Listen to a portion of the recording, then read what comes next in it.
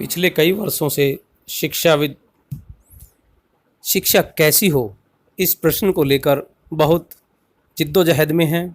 और जब भी कुछ बुद्धिजीवी बैठकर के विचार मंथन करते हैं तो निश्चय ही इस बात पर अवश्य वो विचार विमर्श करते रहे होंगे कि वर्तमान में शिक्षा कैसी हो। जी हाँ, आज सोचने की बात है कि हम अपनी इस शिक्षा से क्या चाहते हैं, कौन से उद्देश्य हैं जो इस शिक्षा से पूरे किए जा सकते हैं और क्यों करें हम।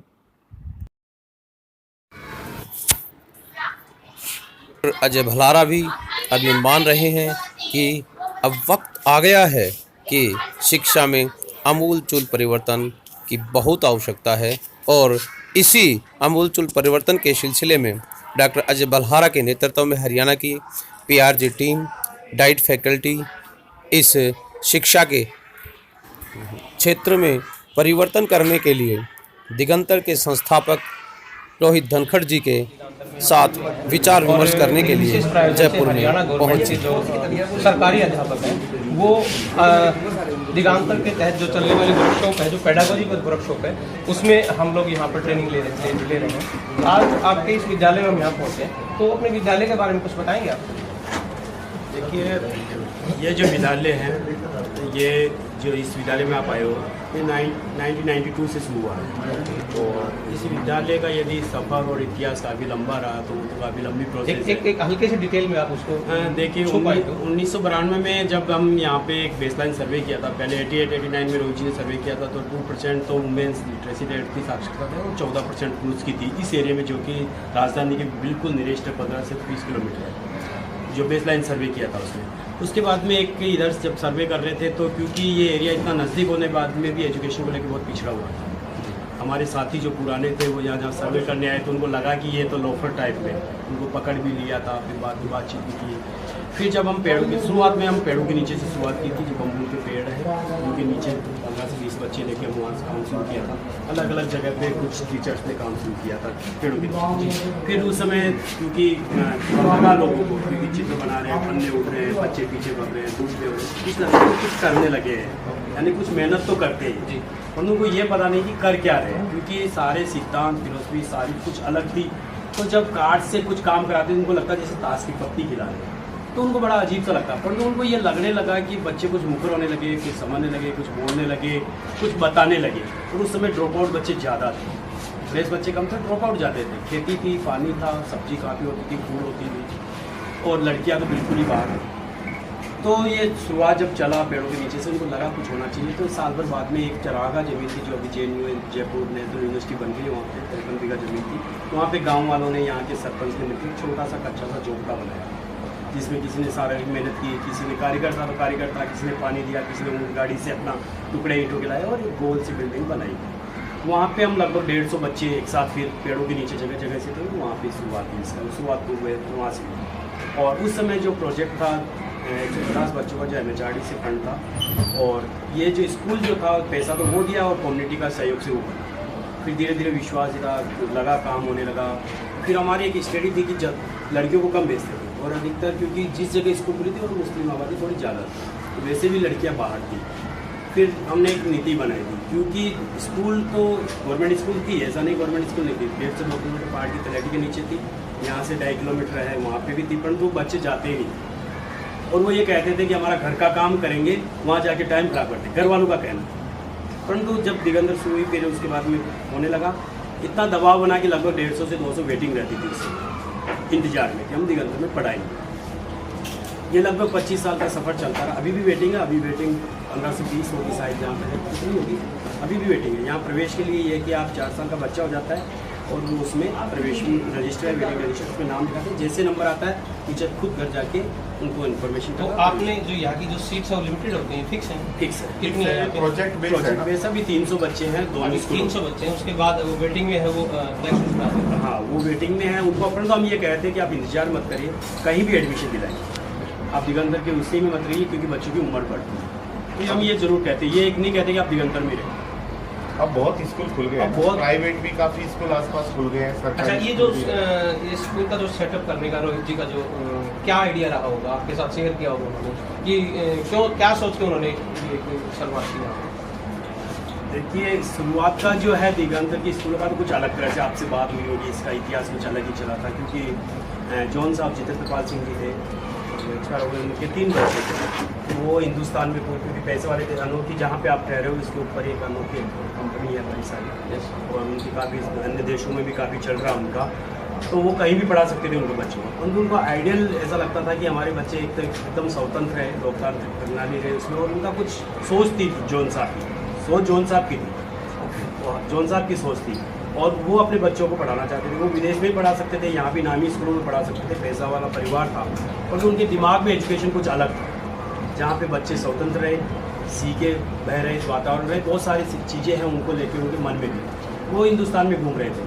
तो डेविड जो कर्नाटका में नीलबाग में एक स्कूल सेंटर रूप में सेंटर चलाते थे, वो उनसे मुलाकात हुई थी वहाँ पे, और जॉन साहब ने कहा था कि मेरे बच्चों को यहाँ पढ़ाना चाहता हूँ। तो डेविड ने कहा था कि जितना खर्चा यहाँ करोगे, आप जयपुर में क्यों ना एक छोटा सा स्कूल चलाओ, वो जितना खर्चा आएगा उसके साथ में कुछ और बच्चे भी पढ़ते हैं। उस समय रोहित जी PhD कर रहे थे, राजस्थान यूनिवर्सिटी में थे, और लिखते करते थे।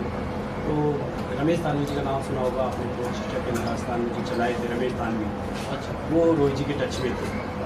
तो उनके थ्रू जॉन साहब से उनकी मुलाकात हुई थी, और पहली ट्रेनिंग जो रोहित जी ने डेविड के साथ नीलबाग में की, और रोहित जी को ये लगा था, हमसे कहते हैं कि अगर मुझे अच्छा लगेगा तो मैं इसको कंटिन्यू रखूँगा, नहीं होगा तो मैं। ओके। चलिए एक बात बताइए, जैसे कि यहाँ सरकारी स्कूल में होंगे, तो आप अपने विद्यालय को उन सरकारी स्कूल के प्रापेक्ष में कहाँ देख पाते हैं, किस तरह का सेटअप आपका है, और एक दोनों में किस तरह का डिफरेंस आप देख पाते हैं? क्या कोई तुलना कर सकते हैं, या आप अपने को बेहतर कैसे बता पाएंगे उनसे?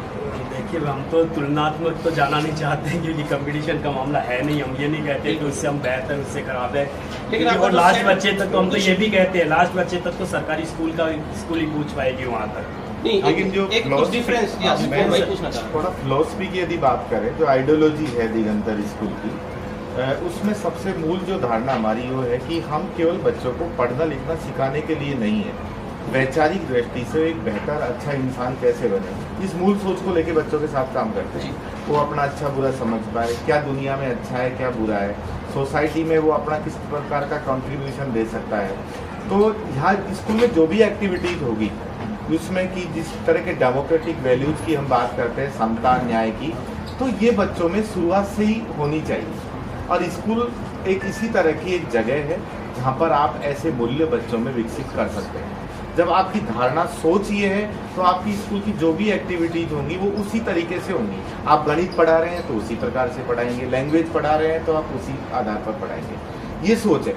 मैं गवर्नमेंट स्कूलों की बात करूँ तो ये नहीं कह सकते कि वहाँ पढ़ाई नहीं होती।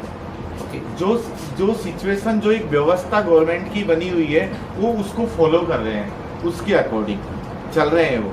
अब हम कहें कि क्लास व्यवस्था है गवर्नमेंट स्कूल में, और यहाँ पर हम ग्रुप में मल्टी लेवल टीचिंग की बात करते हैं। तो ये दोनों में डिफरेंसेस का मतलब है कि सीखने को लेकर जो सिद्धांत है उसको दिगंतर क्या सोचती है या क्या माना जाता है, उसी के अकॉर्डिंग हमारे काम होता है।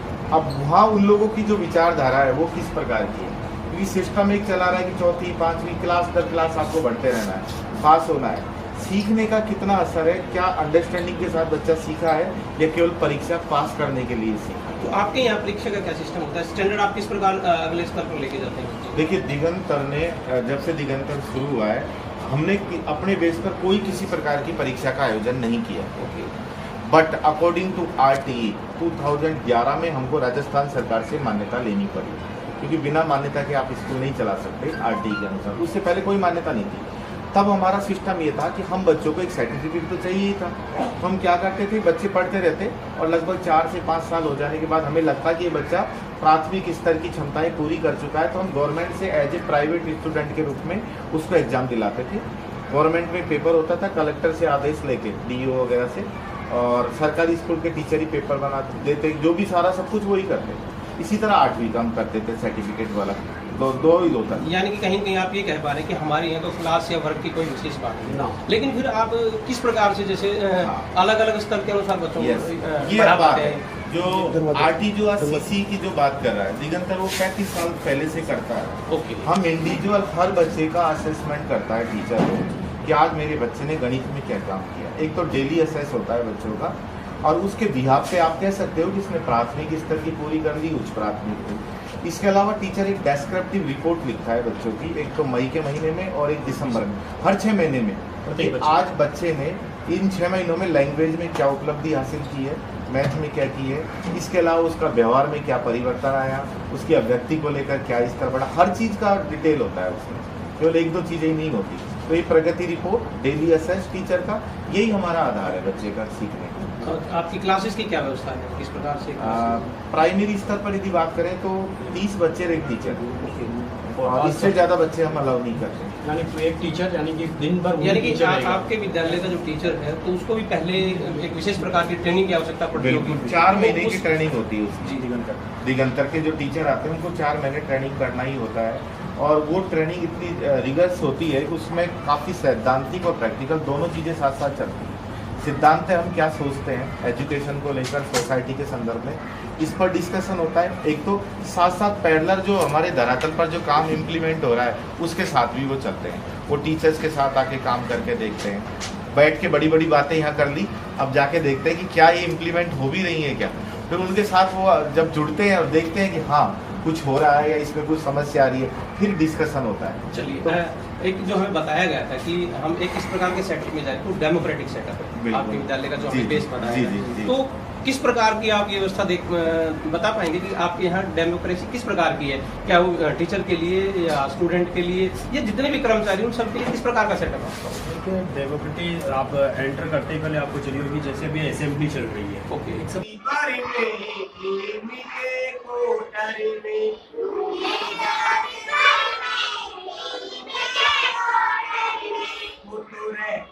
अकेला रे नीम के कोठरी में,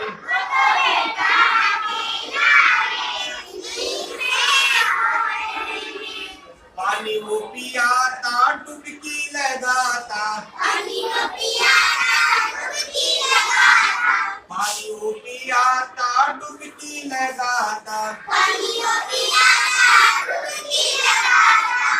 अलैया में कोठरी में नीम के कोठरी में, अलैया में। हमारा मंच यही है कि उनको ये आज़ादी है, ये उनको खुलापन है कि मुझे मेरे स्कूल में क्या नियम चाहिए। यदि मैं लेट आ रहा हूँ, मैं जो 25 साल हो गए यहाँ कोऑर्डिनेटर हूँ, यदि मैं लेट आ रहा हूँ तो ये प्रश्न उठाने का एक छोटा बच्चा है वो भी ये प्रश्न उठा सकता है कि आप लेट क्यों, है ना। दूसरी चीज़, यदि मैं खा के कप को अगर कहीं रख दिया, चाय पी और मैंने रख दिया, तो कोई भी बच्चा, छोटा बच्चा भी उठा सकता है कि इसने ये गलत किया, यहाँ रखा है। तो ये चीज़ यहाँ से शुरू होती है, ये बात कहने का उसको हक है ना। तो एक छोटी सी चीज़ से शुरुआत करें। दूसरी चीज़, क्लास में मुझे क्या चीज़ चाहिए, क्या नहीं चाहिए, कैसे नियम होंगे, कैसे बैठेंगे, कैसे नहीं बैठेंगे, कहाँ मेरी सामग्री होगी, कहाँ नहीं होगी, ये सारे जो नियम बन रहे हैं, ये सारी प्रोसेस, ये एक लोकतांत्रिक प्रक्रिया से होती है, न कि मैंने कह दिया और तुम मान लो। ये प्रोसेस में आती है। जैसे आपने ग्रुप नेम देखे होंगे अभी, संगीत में एक छोटा सी प्रोसेस है, आते ही पहले बच्चा इसी प्रोसेस में आता है लोकतांत्रिक प्रणाली कि हमारी पहचान क्या हुई। हम 30 है, हम यहाँ बैठते हैं तो हमारा नाम क्या हो, हमारी पहचान क्या। ये प्रोसेस है लोकतंत्र कि सब बच्चे अपना अपना नाम बताते हैं, कुछ स्कूल का नाम, कोई नदी, कोई एक्टर का नाम, कोई, फिर उस पर सहमति बनाते हैं। तो ये एक बहुत सारी चीज़ें हैं जिससे हम कहते हैं कि एक प्रोसेस है। ये तो यहाँ तक ही। बाकी हमारा एक शनिवार को एक बड़ी असेंबली स्टाफ पूरी स्कूल साथ बैठती है, वहाँ पे एक चार्ट लगा है, एक समस्या वाला चार्ट है, दूसरा एक बाल पंचायत है जो आपने अभी देखी होगी, 6 महीने की बदलती रहती है। ये स्कूल की व्यवस्थाओं में पूरा रोल अदा करती है। बच्चे 5 बच्चों का है, प्राथमिक से भी है, प्राइमरी से, सेकेंडरी लेवल से भी बच्चे हैं, तो ये पूरी प्रोसेस में शामिल होते हैं। पूरी प्रोसेस में चुनाव भी लोकतांत्रिक प्रणाली से होता है उनका, और फिर बाकी चीज़ें होने वाली वो भी उसी प्रोसेस से चलती है। यानी कि ऐसे निर्णय जिनसे बच्चे प्रभावित हैं तो वो निर्णय बच्चों से मिलकर ही लिए जाते हैं। टीचर प्रभावित हैं तो वो टीचर से ही मिलकर निर्णय लिए जाते, थोपा नहीं जाता किसी प्रकार। एक स्कूल के नाम से एक जो बहुत बड़ी चीज़ है, मैं जो देख पा रहा हूँ यहाँ के, मैंने जो ऑब्जर्व किया है कि कहीं ना कहीं स्कूल के नाम से एक कोड होता है, ड्रेस कोड उसको मान ले चाहिए, उसमें एक विशेष ड्रेस में बच्चे वहाँ पर आते हैं, चाहे वो किसी भी प्रकार की हो, स्कूल द्वारा लगाई गई या विभाग द्वारा लगाई गई। लेकिन मैं यहाँ देख पा रहा हूँ कि किसी प्रकार की कोई ऐसा ड्रेस कोड नहीं है। तो क्या ये भी डेमोक्रेटिक आपकी उस फंडिंग का सिस्टम है? बिल्कुल। इसके पीछे जो सोच है, तो एक तो ऐसी चीज़ जो सीखने में किसी प्रकार की कोई मदद नहीं कर रही तो उसकी जरूरत क्यों। तो ड्रेस यदि नहीं है उससे सीखना प्रभावित नहीं होता। तो पहली चीज़ तो कि आप जो पहन के आए हैं आप उसके अनुसार पहन के रहिए, अपने घर में जो भी है जैसा। और कई बार ये होता है कि आप क्यों उनको एक जैसी ड्रेस और एक जैसे स्टेचू टाइप आप बनाकर क्यों रखना चाहते हैं। वो हमारा जो कल्चर है, जो चीज़ें हैं वो कहीं ना कहीं उभर कर वो चीज़ें आती रहती हैं। तो ड्रेस का हमारा सीधा संदर्भ ये है कि सीखने से उससे कोई लेना देना नहीं है, पहली चीज़। दूसरा, कई बार ये सवाल होता है कि एक जैसी ड्रेस पहनने से समानता आती है, बट ये नहीं हो सकता। ड्रेस पहनने से समानता नहीं आती है, क्योंकि यहाँ विचार यहाँ होता है, और इसमें यदि बदलाव है तो आप एक ड्रेस पहने या डिफरेंट पहने, आप वो चीज़ सोच सकते हैं। बिल्कुल सही कह रहे हैं। अच्छा, मैं एक बात और पूछना चाह रहा था, आपके पास जो स्टूडेंट्स आते हैं ये लगभग कितने सराउंडिंग से हैं? उनकी व्यवस्था कैसे हो पाती है? अपने आप आते हैं या आप उनको कैरी करते हैं? टोटलिटी 7, लास्ट बच्चा 7 किलोमीटर है। ओके। और अभी 200 बच्चे इस स्कूल में 245 बच्चे हैं, उसमें से 205 बच्चे बस की सुविधा ले रहे हैं। और बस का जो एग्जैक्ट खर्चा आता है, केवल मेंटेनेंस बाहर है, केवल डीजल और ड्राइवर का पैसा वही बच्चों से लिया जाता वो है। बच्चे देते हैं। 2 किलोमीटर तक, जो 2 किलोमीटर के दायरे में जो अंदर है 2 किलोमीटर तक, उसे 150 रुपये 250। और जो स्कूल की फीस वगैरह उसका क्या स्ट्रक्चर है? साल के अभी हम 2 साल से टोकन मनी ले रहे हैं 1000 रुपये, 1000 रुपये साल के पर ईयर पर बच्चा। और जो विशेष बच्चे हैं, रियायत बच्चे हैं, जैसे जिनकी आर्थिक स्थिति या पेरेंट्स नहीं है, जिनके 15 से ऊपर बच्चे, उनको छूट है इसमें। और ये टोकन मनी 1000 रुपये लेते हैं, उसमें स्टेशनरी जितनी भी सारे गतिविधि जो भी है सारा खर्चा उसी में शामिल है। अलग से कोई घर से कोई भी किताब पेंसिल रबर कुछ नहीं करते। 2015 तक। अच्छा, एक और बड़ा रिलेवेंट क्वेश्चन है, एक क्वेश्चन है कि देश की शिक्षा किस ओर जा रही है। अगर मैं कुछ जोड़ दूँ उसके बाद आप उसको आगे बढ़ाएं कि देश में जो खासकर प्राइवेट स्कूलों में ज़्यादा हमारे बच्चे प्राइवेट स्कूलों में पढ़ते हैं, और वहाँ पे एक तरह की गुफा आप मान के चलो उसको, कि घर से आते हैं, एसी बसों में जाते हैं और स्कूल में एसी में जाते हैं और दोबारा वापस वही रहता है लगातार, और समाज से उनका कोई जुड़ाव नहीं है। तो ये शिक्षा उससे कुछ तुलना हो सकती है इसकी कि वो कहाँ जाएंगे और समाज को कितना जान पाएंगे। और यहाँ के बच्चे तो हमें यहाँ समाज दिख ही रहा है, तो शिक्षा कहाँ जा रही है, बड़ा कॉमन सा ये पूरे देश के लिए क्वेश्चन तुलनात्मक रूप से कुछ। जब बात सीखने की करते हैं, सिटीजन तैयार हो रहे हैं और डेमोक्रेटिक हिसाब से तैयार हो रहे हैं ये बच्चे। तो एक छोटा सा स्कूल और है हमारा, यहाँ से 5 किलोमीटर की दूरी पर है, लगभग 55 बच्चे हैं उसमें। वो प्राइमरी लेवल का ही 2 ग्रुप चलते हैं। तो आप देख पा रहे थे कि हम दिगांतर विद्यालय जो कि टोटली डेमोक्रेटिक सेटअप में है, रोहित धनखड़ जी के विद्यालय में हम बैठे हैं। और हरियाणा गवर्नमेंट के जितने भी सरकारी अध्यापक यहाँ ट्रेनिंग के लिए आए थे वो एक विजिट पर यहाँ पर आए हैं, और हम देख पा रहे हैं कि किस प्रकार से डेमोक्रेटिक रूप से भी हम विद्यालय को चला सकते हैं। मैं देवेंद्र जांगड़ा, मेरे सहयोगी डॉक्टर विनोद मान, वीरेंद्र रेड्डू व वंदना ने यहाँ की TLM पर विस्तृत रूप से हमने यहाँ पर जाना, और हमने पाया कि यहाँ पर विशेष प्रकार की जो बात हमें लगी कि यहाँ का जो वुड क्राफ्ट वर्कशॉप जो अपने आप में एक अनोखी वर्कशॉप हमें लगी, जिसमें यहाँ सभी स्तर के जो बच्चे थे वो अपने नन्हे मुन्ने हाथों से लकड़ी को एक अपने मन का आकार देते हैं, और बहुत सुंदर सुंदर छोटे छोटे उन्होंने खिलौनों के रूप में बड़ी अच्छी क्राफ्ट उन्होंने यहाँ बनाई हुई हमें पाई। और हमें पता लगा कि सप्ताह में एक दिन सभी बच्चों का टर्न बाय टर्न यहाँ पर आने का मौका लगता है, और वे अपने नन्हे हाथों से ये बनाते हैं।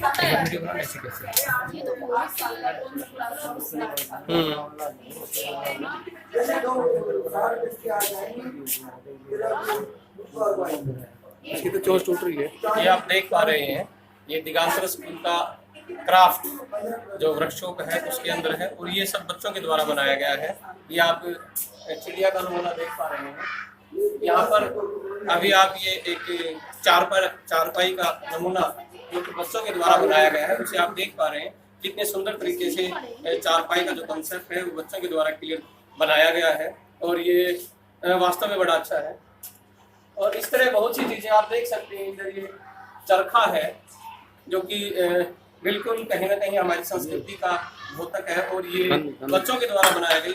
इसके अंदर ये एक अपने आप में विशेष जो बात कह सकते हैं इस विद्यालय की, जो कि बड़ी अच्छी है। और इस तरह अनेकों आप देख पा रहे हैं, ऊपर की तरफ इधर अनेकों आप देख पा रहे हैं कितने ही बच्चों के द्वारा ये वर्कशॉप तैयार की गई है। और